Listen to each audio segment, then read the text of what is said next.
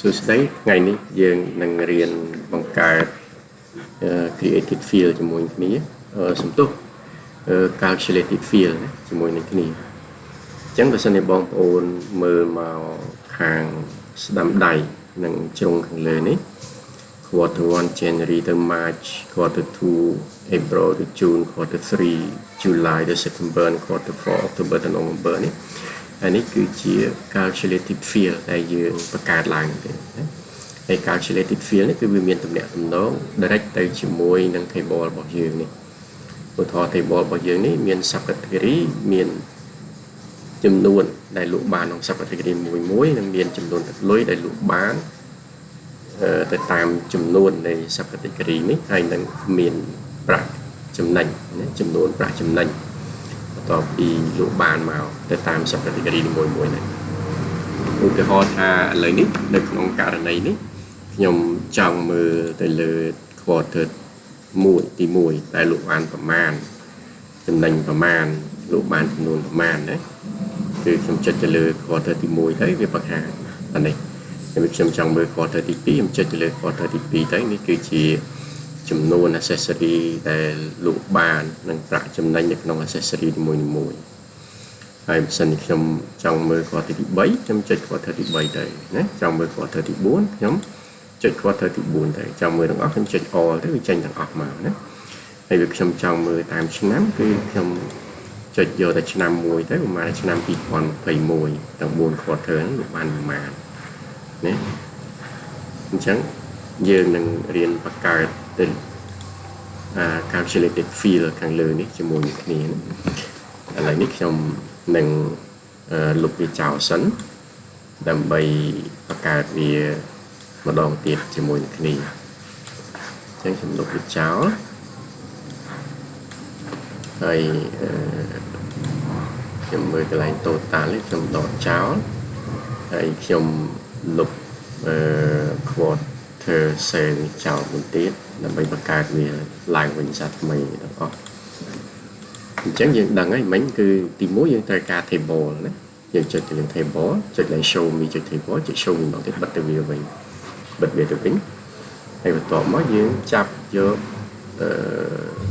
row subcategory វាមកដាក់មក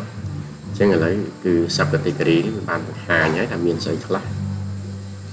បន្តមកទៀតយើងចង់មើលចំនួនដែលលក់បាននៅក្នុង subcategory នីមួយៗអញ្ចឹងយើងចាប់យកចំនួនដែលលក់បាន subcategory នីមួយៗមកដាក់ទៅនេះមក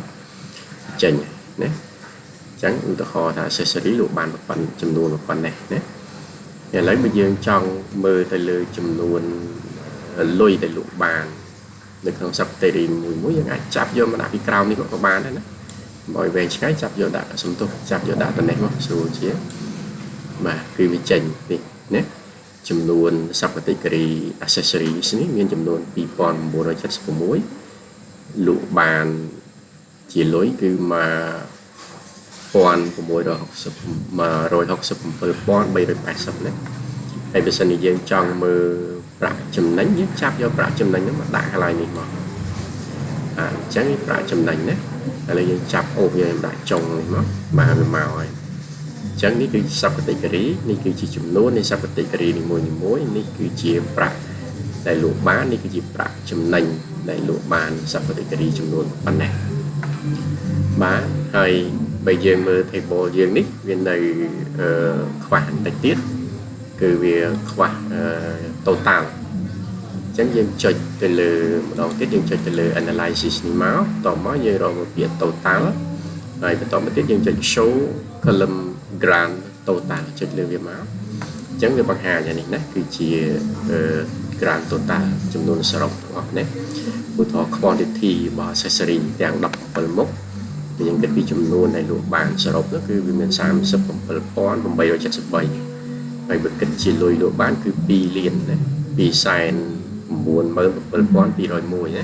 ហើយបើគិតពីប្រាក់ចំណេញគឺបាន286,397ជាសរុបទាំងអស់ណាប៉ុន្តែឥឡូវនេះយើងចង់មើលវាទៅតាម quarter នីមួយៗទៀតដូចខ្ញុំបាននិយាយដាក់គោលដៅធំរបស់យើងគឺចង់រៀនបង្កើត calculated field អញ្ចឹងបងប្អូនទាំងអស់គ្នាមកខាងស្ដាំដៃជ្រុងខាងលើនេះណា nơi trong thằng lừa này nhưng miền sinh nhà thì mỗi cho lừa sinh nhà thằng tới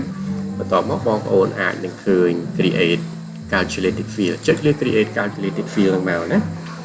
ní thằng lừa này cứ chỉ cần like để dương đại mua đại chấm non trường ao calculated field bao giờ của thọ không cao này ní chúng ta chỉ mua ta quad chúng tôi đặt thá quad thời lý và quad thời lý sale dạng chậm này phải tỏ móc trong đại mai thằng này mùi nhé chẳng không cả ở đây để trong một cái quad thời lý sale để chơi bàn thang quad thế trong trời phá rùa muốn case nhé nhưng vay ở trên case chẳng máu và tỏ móc nhưng chơi rất vô bị case này giờ ai vay về ở thì mình chắc tam lô score chẳng như vay case năng máu và tỏ một tiết dương vay bị thả dateผ่านdương pra dương chưa date ผ่าน ní mà dương chưa date ผ่าน ní cứ dương miễn date pass năng date ผ่าน dương do date ผ่าน vì pro ấy dương miễn khẩn lâm mối đá bán cho cọt tục nơi ngày khai nămในการlụในấy năng hài đấy tại sao miền Sam chẳng dương chưa date ผ่าน đấy lấy nước dương vì chương trình đẹp phạt với vị tranh chia mông trọi dương và toàn một tiết dương cho sinh nhà đi mùi máu hay dương trong bờ quạt thở chẳng dương vay phía thằng quạt thở bật sinh nhà từ vinh máu rồi và toàn một tiết dương tham mà muối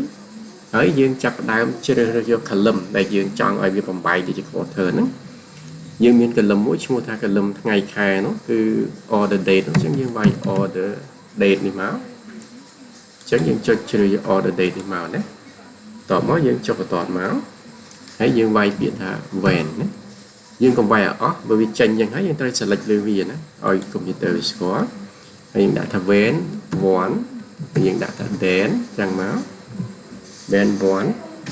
đén tỏ một tiết dương chơi thà chú vón đấy chú vón nó cứ dương ưu thọ ta lấy chú vón dương rọp dục bị khá January rồi từ đó khá March cái dương bật màu vinh máu này gì cho một tỏ tiết dương đặt theo vén thu dương đặt thu máu cái dương đặt biệt thành đen đi kia máu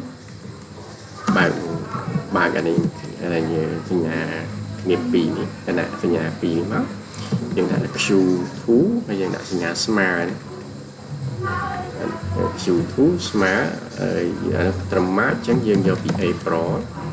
mấy chú April mấy em chú chẳng bị April đó chú đấy chẳng do April đó chú bật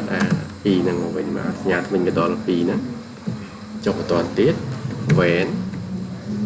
nè vén nhóm máu dương chọn viễn dương chọn định bấy hay dương chọn đèn một tiết mà hay tỏ mấy bạn sinh nhà mình cái đó ngồi bên má dương đã thạc chú 3 dương do bị khai nà tới chú nói như khai chú lái từ đó ông có September chẳng dương do bị đó September này có tỏ một tiết cứ vén tốt vén anh ấy cứ for then chẳng anh ấy dương do chú lấy buồn đấy chẳng không mà nắm miền đặc buồn chú để buồn quarter đấy buồn trời mi anh September chẳng như chặt đam September October dành cho bị October từ đó October November and December chẳng là cái December nhưng bật nhà mình cái đó liền vấn cho chọc toàn tiết hay dân đặt tháng end và khi dân đặt end đấy với tranh nhà đây nhờ nị vì tranh nhà sòn cám đã được calculation is valid miền này tha rụp môn đại dương bàn pra thằng lớn trăm trời hai bắt không thế này tại bờ sân như viên tranh có kho mùi tháp nông cả đây này chấm lại chấm lục mùi sao sân chấp chấm lục ở đây như sân nhà thì mùi sao kênh viên tranh có kho mấy tranh khó như chạy lưới với việc đẹp thằng mấy người ta expected closing parenthesis rồi có comma while passing argument list for date part những việc đẹp thá việc khoa parenthesis nó rồi có khoa comma mùi chẳng vô mới cái lại ná để khoa comma cái niệm người ta nói là khoa lại ná không lại ná cứ viên miền trên nhà có hồ mà giường đấy chẳng cái này ní giường khoa tham ma cho chất tham ma muốn thì tôi lọc tới kia với trăm trời ok ឥឡូវនេះគឺយើងបានបង្កើតនៃ calculate field របស់យើងជា quarter cell ហើយអញ្ចឹងយើងមកនេះយើងរកមើលវានេះយើងដាក់ចំណងជើងមិញ quarter cell នេះណាអញ្ចឹងយើងចាប់វាមកយកមកដាក់កន្លែង filter នេះវាចេញណាវាចេញឲ្យយើងរើស select អី select from the list មកវាចេញឲ្យយើងរើស quarter ទី1 quarter ទី2 quarter ទី3 quarter ទី4យើងចង់រើស quarter ណាវាយើងរើសទាំងអស់យើងចុចទាំងអស់នេះមកណាបើសិនជាយើងអត់ចង់រើសយើងរើសតែមួយចុចតែមួយមកតែក្នុងករណីយើងចង់រើសទាំងអស់ណាព្រោះវាមាន4 quarter មួយឆ្នាំតោះមកយើងចុច apply ហើយយើងចុច OK ណាបន្តមកទៀតនេះជា quarterly cell បាន quarterly cell ហើយយើងចុច show filter នេះមកណាឥឡូវឃើញ quarterly cell របស់យើងបាន show filter ឥឡូវយើងមើលណាបើសិនជាខ្ញុំដកទាំងអស់តារាងនេះគឺត្រូវបាត់ព្រោះ quarterly cell និងតារាងនេះគឺវាតំណងគ្នាណាអញ្ចឹងបើសិនជាខ្ញុំចង់មើល quarter ទី1ខែ January ទៅ March យកបានប្រមាណចំនួនប្រមាណចំណេញប៉ុន្មានចុចទៅលើ quarter 1បើខ្ញុំចង់មើលទៅលើ quarter 2និង quarter 1ចូលគ្នាខ្ញុំចុច quarter 2 quarter 1ហើយបើខ្ញុំចង់មើលទាំង4 quarter ខ្ញុំចុចទាំង4 quarter ហើយបើខ្ញុំចង់មើលតែមួយ quarter យើងចុចតែមួយ quarter ដូចមិញណាយើងចុចទៅលើ quarter ណាមួយក៏បានដែរដែលយើងចង់មើលអញ្ចឹងនេះគឺជារបៀបដែលយើងបង្កើត calculated field ប៉ុន្តែបើសិនជាយើងមើល calculated field នេះគឺមានតែ quarter តែអត់មានឆ្នាំណាអញ្ចឹងយើងចង់ឲ្យវាមានតំណែងតំណងជាមួយឆ្នាំផងដែរអញ្ចឹងបើសិនជាយើងចង់មានតំណែងតំណងមួយឆ្នាំយើងត្រឡប់មកវិញតើនៅក្នុងតារាង table របស់យើងមាន column ណានិយាយពីឆ្នាំអត់ជាក់ស្ដែងគឺមានគឺ order date នេះឯងដែលតំណែងតំណងទៅនឹងការបរិច្ឆេទនៃ date នៃខែថ្ងៃខែឆ្នាំអញ្ចឹងយើងចាប់យក order date នឹងមួយមកយកមកដាក់នៅកន្លែង filter mark នេះកលែងដៃទៅហើយយើងជ្រើសរើសយក year នេះមួយមកតមកយើងចុច next ដូចគ្នាមិនដែរបើយើងចង់បានទាំងអស់យើងចុចទាំងអស់មកយើងចុច apply ចុច OK មកវាអត់ទាន់បង្ហាញនៅខាងស្ដាំដៃនេះទេអញ្ចឹងយើងចង់ឲ្យវាបង្ហាញយើងត្រូវមកមើលកន្លែង year order date ហ្នឹងចុចឲ្យវាចេញសញ្ញានេះណាធ្វើឲ្យវាចេញសញ្ញានេះមកចុចលើសញ្ញានេះមួយតមកចុចទៅ show filter ណាឥឡូវវា show ឲ្យនេះឆ្នាំហ្នឹងឃើញអញ្ចឹងឧមាថាយើងចង់មើល4 quarter ប៉ុន្តែយើងចង់មើលតែឆ្នាំ2011ទេគឺវាចេញ2011ចេះហើយយើងមើល4 quarter យើងចង់មើលឆ្នាំ2014នេះគឺទិន្នន័យឆ្នាំ2014ណាហើយបើយើងចង់មើលតែ2013 14យើងចុច2ហ្នឹងមកយើងចង់មើល2012យើងចុចមួយទៀតមកយើងចង់មើលទាំងអស់យើងចុច all មកចេញទាំងអស់ណាហើយបើយើងអត់ចង់មើលយើងបិទចោលគឺវានឹងទៅអស់ហើយពីព្រោះវា quarter នេះវា connect ជាមួយឆ្នាំពេលដែលយើងបង្កើត filter នេះគឺថា filter year ហើយនិង filter quarter នេះគឺវា connect គ្នាស្វ័យប្រវត្តិណាបាទអញ្ចឹងនេះគឺជារបៀបនៅក្នុងការបង្កើត creative filter ណាម្ដងទៀតបើយើងចង់បង្កើត creative filter គឺយើងមកនេះនៅខាងឆ្វេងដៃហើយមានសញ្ញានេះមួយក្បែរនឹង